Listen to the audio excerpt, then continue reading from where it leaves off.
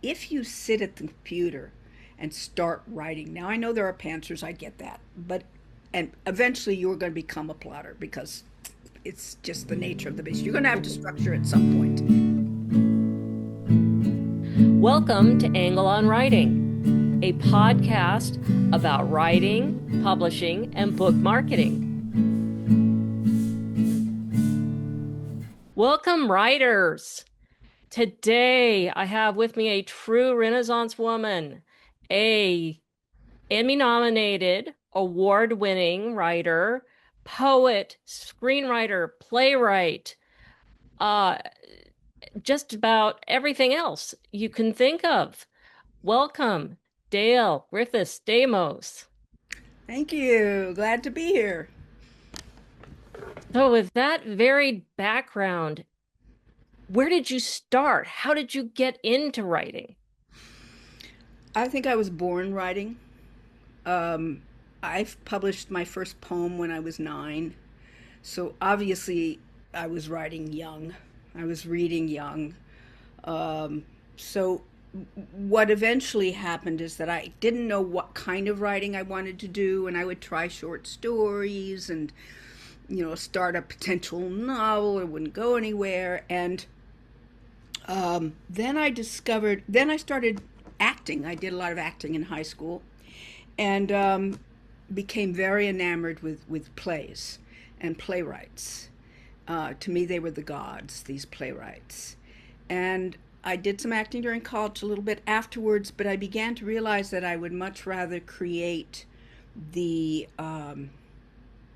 the words on the page that the actors get to say than acting them. So I sort of moved accidentally. I was in a play, and the director said, I know you write. Oh, I was writing a lot of poetry then. I also was writing songs. Okay, so poetry and songs preceded playwriting. And I was quite serious about certainly the songwriting. And this director said, why don't we do, let's make a show. And so it was a show that was going to feature some of my songs and some of my poetry, and she would write some pieces, and we'd have some little short scenes, and we'd put on a show. Well, the bottom line was I became enamored with the theater, and I'd already been enamored as an actor. Now it was as a writer. So I began taking writing classes in theater specifically. Meanwhile, I was doing a master's degree in romance, linguistics, and literature, a little distant from the writing, but this was always happening at the same time. There was the real world stuff that you have to do to try to get a job, and then the artistic stuff. So I did get a job teaching French and was continuing to write songs and poetry, and now had begun writing plays.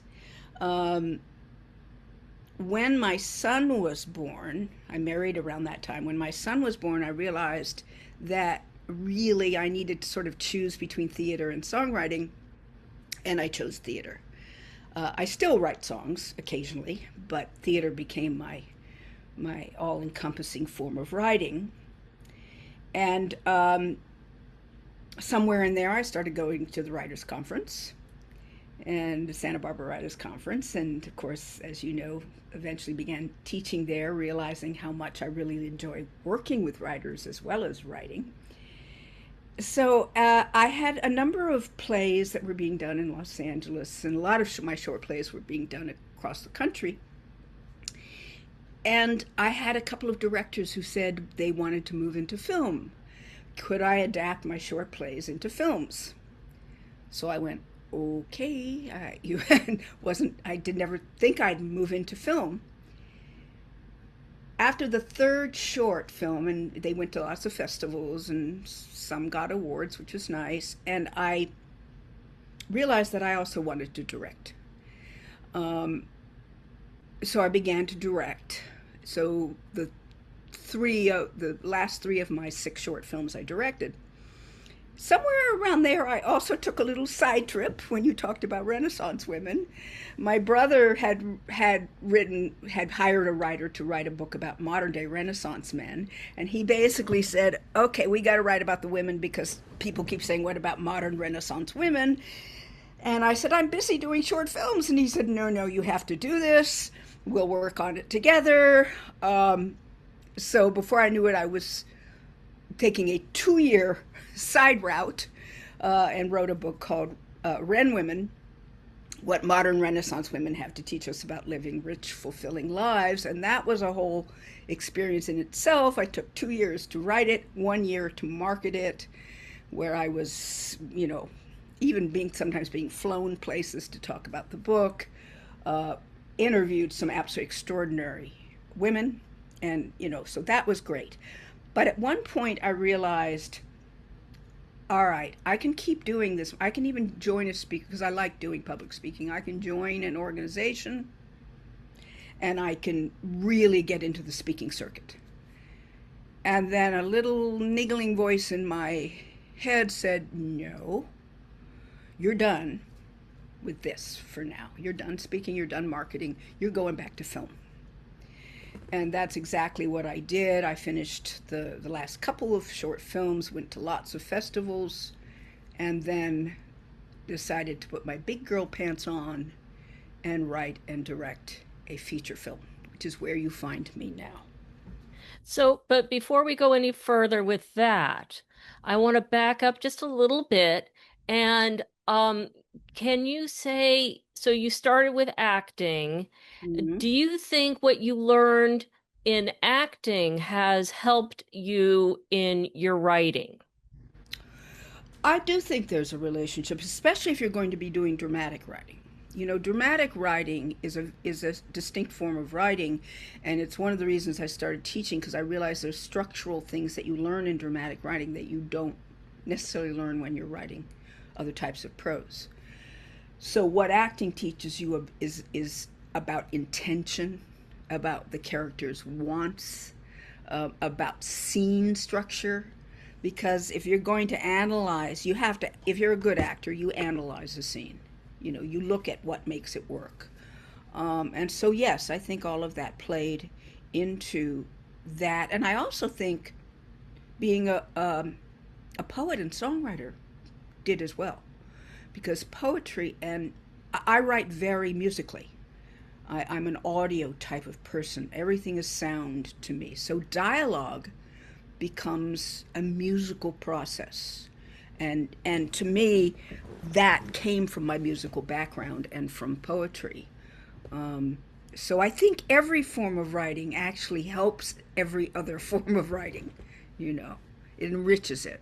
So you were able to make that when you wrote your nonfiction book, the Wren Women, you were able to transition to that type of writing fairly easily. It was not all that easy. It was a struggle because first of all, I don't write nonfiction. And second of all, I had all these interviews on my hands, with all the material from that. And I was thinking, what is going to be, it was back to structure. What is going to be the structure of this book? Because if I don't know what the structure is, then I don't know how to write it. And when I came up with the subtitle, because I had a few subtitles, but when I came up with the subtitle, What Modern Day Renaissance Women Have to Teach Us About Living Rich, Fulfilling Lives, I kind of found my structure, because now each chapter is basically, we're talking about the women's lives, but on the side I would put all these quotes from the women out of the chapter, and I even put something at the end of each chapter called Ren Gems. So these were all sort of inspirational aspects of their lives. So that guided the structure. But the other thing that guided it was, I thought, I'm a storyteller. This is what I do. So I would start each chapter with sort of a dramatic moment in the character's life. I mean, the character, you see, I think in characters, in the woman's life, and draw the reader in with this sort of dramatic, like Eva Haller's chapter was about how she escaped the Holocaust, and how she convinced a Hungarian soldier not to kill her because, as she said, she was much too young and beautiful to die. I mean, that was such a great little nugget of a story. So I went back to what I knew how to do best, which was to tell stories. And so then I found my way, and a lot of people have really enjoyed enjoyed the book. Yes, I know I have. Um, and I also enjoyed your film. I went to the world premiere here in Santa Barbara, in the rain. I know it was raining at our premiere. We didn't get a full house because of that. I'm sure we would have Yeah. otherwise, but still, we had a nice audience. Yeah. Yes, and I really enjoyed it. And I had seen I thought it was uh, better than I expected because I had seen like a year before, I had seen like a little preview, which Right. you can never really tell when there's a year before a preview.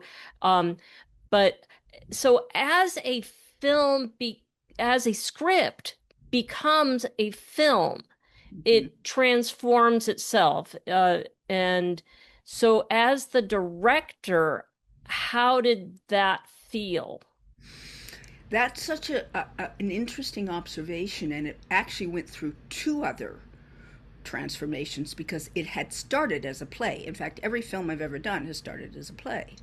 And this had been a play from 20 years ago that I reimagined for now, and even the same two actors had played in it 20 years ago. So they were much younger, and the actor said to me, "Dale, why can't you age up our characters and we can still be in it and we can, revisit this?" So there was already an adaptation from the original play. I then wrote a modern version of the play called Imbalance, which brought everything up to date, brought all of the themes, that are much more relevant today into focus. And then there is the process of turning a play into a film script, which is a whole other thing. So the first thing you want to do is wherever, now I write dialogue heavy scripts. It's just what I do. It doesn't mean that it's not filmic. It's just that some films have more dialogue than others. But what the trick is it cannot then feel to an audience like it's a play, like they're just watching a play. You have to make it filmic. So I did a lot of, we all know that writing is rewriting. And I did a lot of rewriting the feature script so that I kept making it more filmic, putting more imagery in, having more action, having more locations, opening it up, and even went through and did a lot of work with the actors where they would read their own scene. We'd have a little conference with each other, and they would say, "Well, I'm wondering if I can say this line this way because it feels more comfortable." And I would listen and go, "Yeah, absolutely. I will take the best ideas. I'll call them my own, if it works." So I did a lot of molding of the script then, but and then directing, you direct the script that is on the page. But what you're doing is you're doing something called coverage. And I think you know things about film, Lisa. That coverage means if you're going to do a scene, you're going to do it multiple times. You will do it, let's say, a long shot, or sometimes called an establishing shot. You then do close-ups on one person, on another person. And then do something called over the shoulder, where you're looking at this person from the point of view of over that person's shoulder. You might do extreme close-ups, although I didn't do too many of those. And you're doing that same scene over and over again. Now, if you have good actors, and I had superb actors, they will give you something different each time. So they give you material to work with. So now you have all this footage of, scene three, take, you might have 3 takes with the close up and 3 more takes with the medium. And, so you have all this material. So the revelation for me, and I learned a little of this during short filmmaking, is post production. Because they call the editor the third writer. So your director is just choosing the look, the feel, the performances. If you have a good DP, you don't really have to worry about the lenses. I had a good DP. I didn't worry about that. I just knew they were going to give me the look I wanted, and I would just say, "I need this look." Then you're in post production, and you've got all this raw material. That's where a film honestly is truly made. And it's like writing all over again. It's fabulous. I have an editor with whom have worked on several shorts, and he and I are like each other's other half. I mean, he gives me his take on a scene. I go through it and make notes. We then try other changes to it. We then maybe try a couple of other versions, and we do this for every single scene. And then we do the same thing for the entire film. So um, it took a year. The post production took a year, and of course, on top of that, you hire a composer. And because of my music background, I was able to really know the music sound I wanted. We had actually hired a young man, very talented young man out of USC. I ended up having to let him go. He was so sweet about it because I felt terrible, but very talented. But I knew that he wasn't delivering the sound I wanted. I knew the sound I wanted, and my editor said, "I know David Arkenstone." I said, "David Arkenstone, the New Age artist?" He said, "Yeah." He said, "I think he might be interested in. He's done all these albums. He might be interested in scoring a feature." And God bless him, he came on board, even, met my budget, because this was an ultra low budget film, so that's a whole other story. Because I was the producer too, and that wasn't necessarily always fun.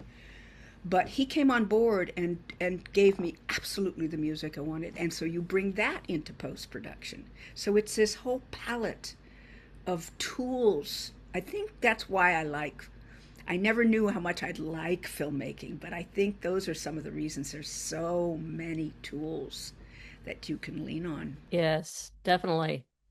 And you mentioned that you teach, and so what kind of things do you, well, you're giving a 5 day workshop at the Santa Barbara Writers Conference. So, and you've done that for many Since years. 2004 or 5, I think. Yeah. So, what kind of things do you find people come into your workshop wanting to learn? Well, one of the things that I noticed about a lot of the workshops was that a lot of them concentrate on what's on the page. And they often concentrate maybe on the first 5 pages of someone's work.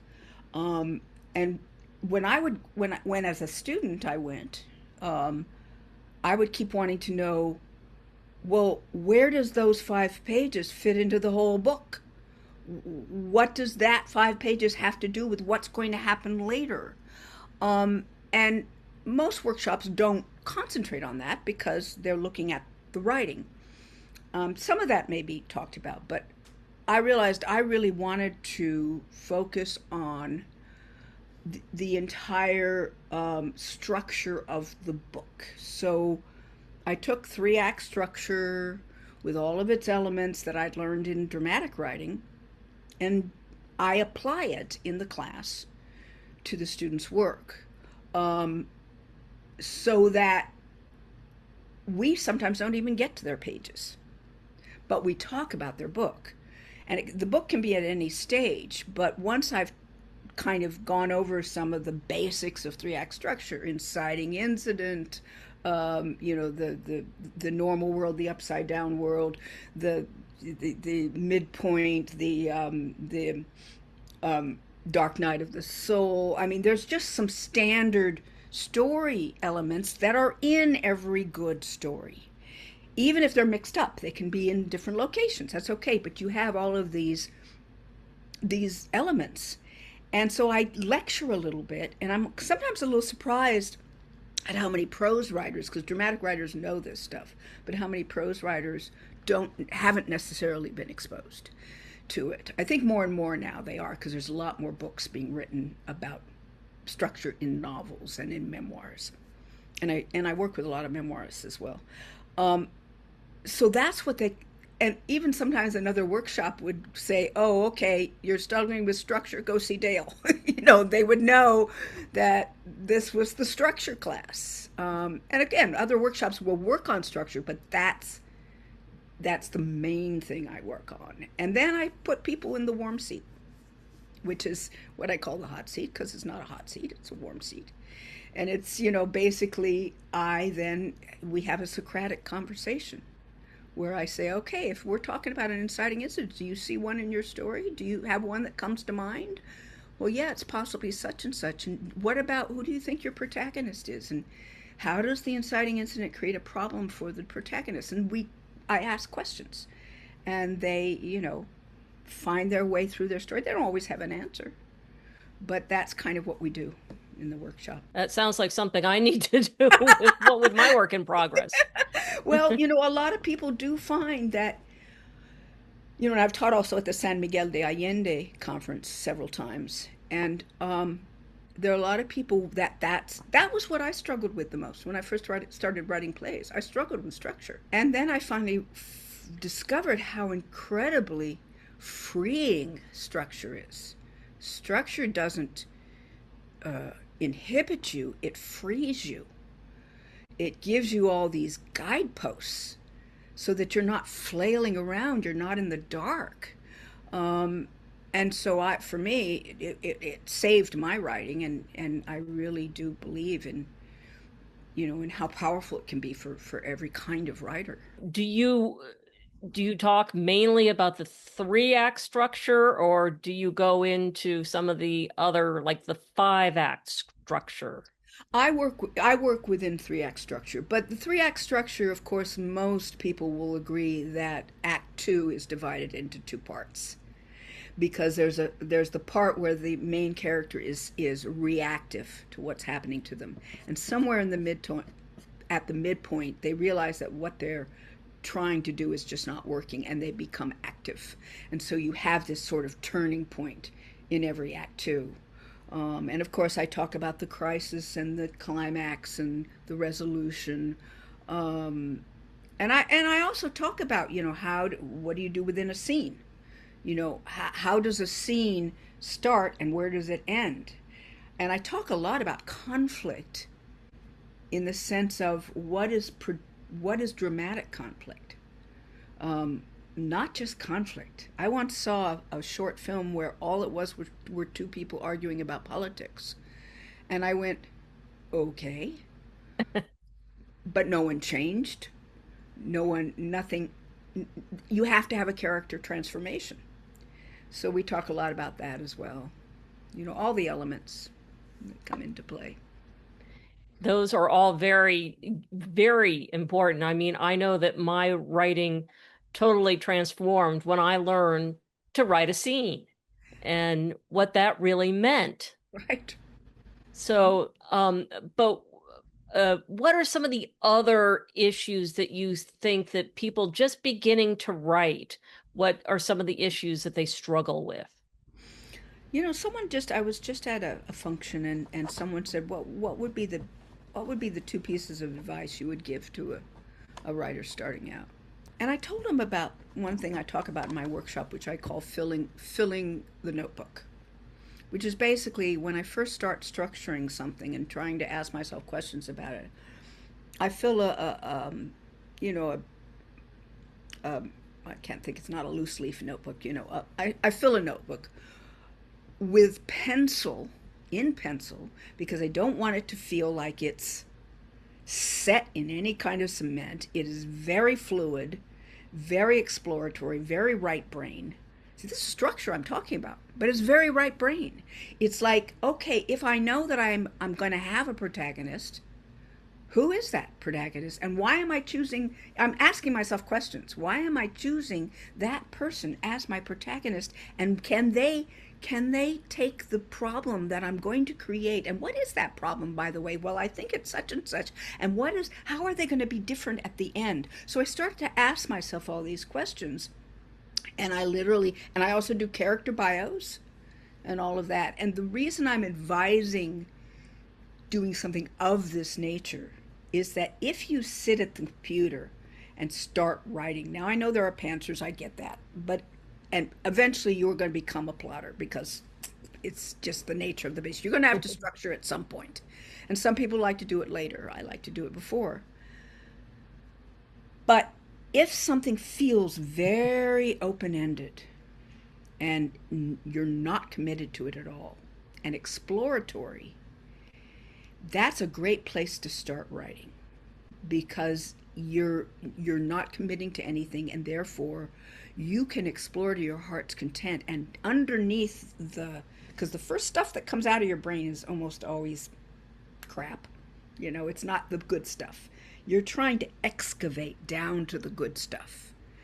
And you have to trust that sometimes you have to write all kinds of things. You can cluster it, you can do all kinds of techniques, but basically you're trying to get down to the good stuff. So the first thing I tell people is have that kind of loose ended, open ended, exploratory process before you commit to what you're actually writing, because once you start committing to it, you've made sort of firm choices and you're a little bit stuck. And it's going to be harder to get unstuck. But earlier in the game, you can. And then the other piece of advice I give is I even said this to somebody at one of the film festivals I went to. This writer asked me for advice, and he said, I just can't finish my book. I just can't finish my book. And I said, well, what's happening? He says, well, I write a page and then my brain says, no, that's terrible. You got to rewrite it. And then I don't, then I rewrite it 10 times and I don't get any further. And I said, well, the first thing you have to do is when you're writing a first draft, you have to take your editor, bodily if you have to, pick him up, put him outside the room, and then lock the door. And now, when you write, there's no editor in the room. Nothing that you write is bad. Nothing that you write is not okay. Everything that you write is just writing. And you're just going to write. Later, when you've got a draft, invite him, have some cookies, bring him back in the room or her, and sit them down and have a conversation, but not at the beginning. I used to do a workshop where I bring my first draft, my first scene of a play in over and over, and every time I got feedback, I'd rewrite it every single time. And the guy who led the group finally said, Dale, what is your play about? And I realized, oh, I don't know if I know. And that's when I realized, for me, I do many, many drafts before. I mean, I know that at workshops that's not always the case, but personally, I do a lot of drafts before I ever show it to anyone, because I want to go through that process myself, and I bring in the editor, later down the line. So that's what I tend to advise. Well, those are, I mean, you've given me so much advice that I really need myself. So I'm sure that the Great. listeners and viewers will definitely get a lot out of that. Yeah. So what is next? You have this feature film that's going to festivals. What's next? Well, that will be going for about a year. So we're going to be doing festivals for a year, and after which we will try to get the much wanted distribution, which of course now that distribution can involve having a small theatrical run and then getting onto one of the many platforms, or it can be going straight to the platforms. You go straight to Hulu or Netflix or whatever, or even some of the smaller ones that are becoming much bigger, like Tubi and so forth. I have two feature-length scripts that are ready to be produced, but I don't want to do the producing myself. That was the hardest part for me. So basically, I will be seeing if there are, especially as I go to film festivals, if there are people. Somebody has already asked to see one of the scripts, and if people want to see the script and if they're potentially interested in producing. In the meantime, I have a finished play. I have not stopped writing plays, and I have a finished play that is really important to me, and that I might produce myself. Because I have very strong ideas about what it needs to look and sound like. So those are kind of what I have in my mind.